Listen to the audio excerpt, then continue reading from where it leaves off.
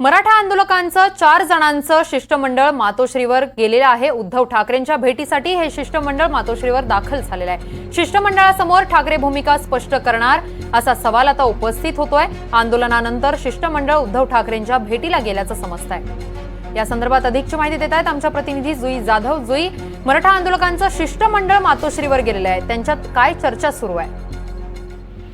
अगदीच किरण, आत्ताच मराठा क्रांती ठोक मोर्चाचं शिष्टमंडळ हे उद्धव ठाकरेंची भेट घेण्यासाठी मातोश्री या त्यांच्या निवासस्थानी आतमध्ये गेलेले आहेत। उद्धव ठाकरेंनी त्यांची भूमिका मराठा आरक्षणाच्या संदर्भातली काय आहे हे स्पष्ट करावी, ही एकच मागणी या आंदोलनकर्त्यांची आहे आणि त्यासाठी देखील काल ते इथे आले होते उद्धव ठाकरेंची भेट घेण्यासाठी। मात्र भेट होऊ शकली नसल्यामुळे आज हे जवाबदो आंदोलन त्यांनी काढलं आणि उद्धव ठाकरे हे त्यांना आज वेळ देत आहेत, त्यांच्या भेटीसाठी ते गेले आहेत। विरोधी पक्षनेते अंबादास दानवे यांच्या अध्यक्षतेखाली हे सगळे हे 4 जण आहेत आतमध्ये गेले आहेत।